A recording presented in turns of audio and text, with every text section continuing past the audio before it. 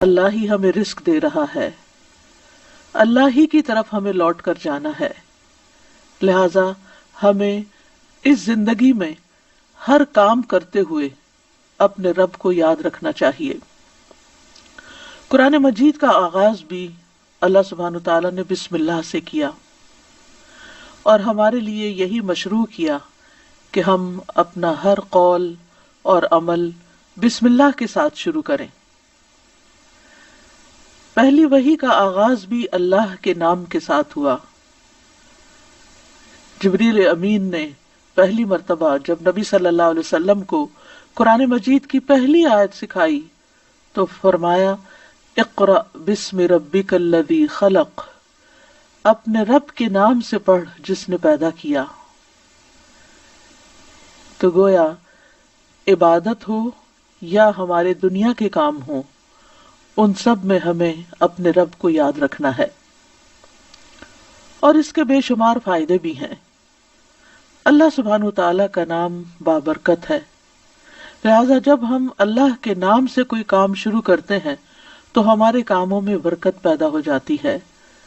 قرآن مجید میں آتا ہے تبارک اسم ربک ذو الجلال والاکرام،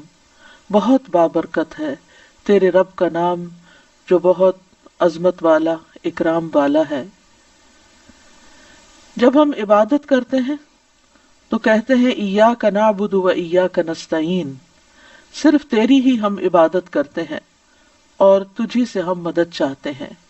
کیونکہ ہم کمزور ہیں، ہم اللہ کی عبادت کا حق ادا نہیں کر سکتے۔ اس لیے کوئی بھی کام جو عبادت کی نوعیت سے تعلق رکھتا ہو، یعنی خاص عبادات سے، ان کے آغاز میں بھی اللہ کا نام لینا چاہیے، کیونکہ اس سے اللہ کی مدد حاصل ہوتی ہے، اور پھر مزید نیک کاموں کی توفیق بھی ہوتی ہے۔ انسان برائی سے بچتا ہے، شیطان کے وار سے محفوظ رہتا ہے، کیونکہ اللہ تعالیٰ کی مدد، توفیق اور سپورٹ انسان کو حاصل ہو جاتی ہے، اور انسان کے اندر کوئی فخر اور غرور نہیں آتا۔ وہ یہی سمجھتا ہے کہ جو بھی نیک کام میں کر رہا ہوں وہ اللہ کی مدد سے، اللہ کی توفیق سے ہی کر رہا ہوں، اس میں میرا اپنا کوئی کمال نہیں۔ وما توفیقی الا باللہ، نہیں مجھے توفیق مگر اللہ کے نام کے ساتھ ہی۔ پھر اسی طرح جب انسان بسم اللہ سے کام کا آغاز کرتا ہے تو انسان کو اخلاص نصیب ہوتا ہے، کیونکہ جب اللہ کا نام لیا تو اللہ کے نام کے ساتھ اللہ ہی کے لیے کام کرنا چاہیے، جو بھی کچھ ہم کریں۔ اور پھر اگر وہ کام صحیح ہے، عبادت کا ہے یا دنیاوی امور سے متعلق ہے، تو پھر ہماری نیت اور ہمارا قبلہ درست ہو جاتا ہے، انسان کو اخلاص نصیب ہو جاتا ہے۔ پھر اسی طرح یہ ہے کہ انسان جب اللہ کے نام کے ساتھ کوئی کام کرتا ہے تو اللہ کی نعمتوں کی یاد دہانی بھی ہوتی ہے۔ مثال کے طور پر اگر آپ پانی پی رہے ہیں تو جب آپ پانی پینے لگتے ہیں تو بسم اللہ کہتے ہیں، اور جب بسم اللہ کہتے ہیں تو آپ کو اللہ کی یاد آ جاتی ہے، اور پھر ساتھ ہی وہ نعمت جو آپ استعمال کر رہے ہیں اس کے بارے میں غور و فکر بھی نصیب ہوتا ہے کہ یہ اللہ نے پانی پلایا ہے، اور پھر انسان کا غور و فکر اسے کہیں سے کہیں لے جاتا ہے، اس کے اندر ایک وسعت پیدا ہوتی ہے، وہ سوچتا ہے کہ یہ پانی میری گلاس میں کہاں سے پہنچا، کس نے اتارا۔ تو ظاہر ہے کہ پانی کا پیدا کرنے والا بھی اللہ ہے، اور تمام چیزوں کو اللہ سبحانہ وتعالیٰ نے پانی سے پیدا کیا، جیسا کہ قرآن مجید میں آتا ہے۔ ہم تک جو پانی پہنچتا ہے کچھ تو زمینی ذرائع سے اور بیسیکلی بارش کے ذریعے آتا ہے۔ بارش کیسے آتی ہے؟ سمندروں کا پانی بخارات کی شکل میں اوپر اٹھتا ہے اور پھر بادلوں کی شکل میں جہاں اللہ چاہتا ہے برساتا ہے۔ جب بادل برستے ہیں یا برف پڑتی ہے تو پہاڑوں کی چوٹیوں پر اور مختلف جگہوں پر یا تو پانی جم جاتا ہے یا پھر ندی نالوں کی شکل میں، دریاؤں کی شکل میں بہنے لگتا ہے، اور کچھ پانی رس کر زمین کے اندر چلا جاتا ہے، چشموں کی شکل اختیار کر لیتا ہے، اور پھر مختلف ذرائع سے ہوتے ہوتے وہ ہم تک پہنچتا ہے جسے ہم پیتے ہیں، اور جب پیتے ہیں تو پھر اللہ کا شکر ادا کرتے ہیں اور آخر میں الحمدللہ کہتے ہیں۔ لیکن اگر اتنے اہتمام کے ساتھ جو پانی میرے گلاس میں پہنچا اس کو میں نے اللہ کو یاد کیے بغیر، نعمت دینے والے کا نام لیے بغیر ہی اس کو پی لیا، تو اس سے بڑھ کر ناشکری کیا ہو سکتی ہے۔ پھر اسی طرح اگر انسان کھانا کھاتا ہے اور اللہ کا نام لیتا ہے تو وہ ضرور سوچتا ہے کہ کیا جو کچھ میں کھا رہا ہوں یہ اللہ کی مرضی کے مطابق بھی ہے یا نہیں، حلال ہے یا حرام ہے، اور پھر کس طریقے سے میں اس کو کھا رہا ہوں اور کس طریقے سے میں نے اس کو کمایا ہے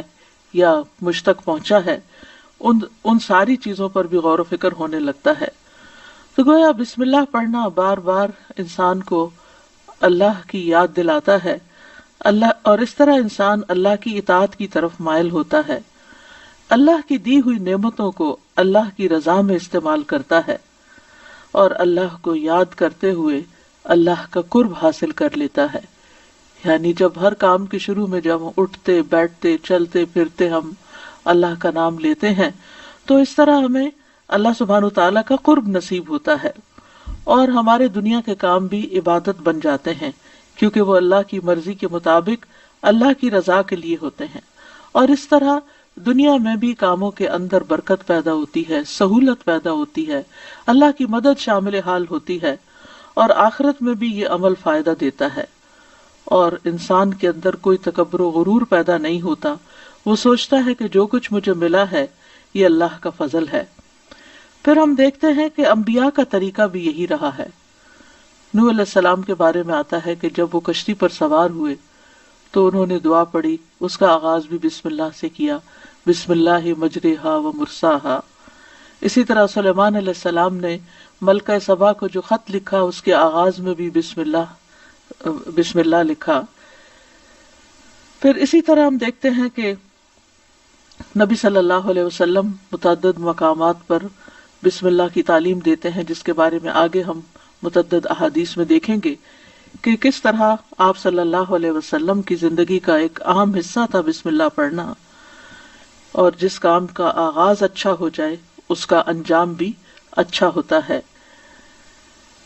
قرآن مجید کا آغاز بھی بسم اللہ کے ساتھ ہو رہا ہے، اور بسم اللہ قرآن مجید کی ایک مستقل آیت ہے، یعنی یہ کہ سورۃ الفاتحہ یہ کسی اور سورت میں داخل نہیں ہے، ہر سورت کے شروع میں اسے الگ آیت کے طور پر لکھا گیا ہے، اور اس میں ہم دیکھتے ہیں کہ سورۃ التوبہ جو ہے اس سے پہلے بسم اللہ نہیں ہے، کیونکہ بسم اللہ سے امان حاصل ہوتی ہے، اور سورۃ التوبہ کے شروع میں امان سے یعنی کہ مشرکین کو امان سے نکالا جا رہا ہے، بری ذمہ کیا جا رہا ہے۔ تو بہرحال آغاز ہوتا ہے قرآن مجید کا بسم اللہ الرحمن الرحیم کے ساتھ، یعنی میں اللہ کی مدد طلب کرتے ہوئے اپنی قرات کو اللہ کے نام سے شروع کرتا ہوں، اور پھر اس میں اللہ سبحانہ وتعالیٰ کے نام اللہ کے علاوہ دو صفات کا ذکر ہے، الرحمن ایسی ذات جس کی رحمت تمام مخلوق پر چھائی ہوئی ہے، اور الرحیم ایسی ذات جو مومنوں پر آخرت میں بھی رحم فرمائے گی۔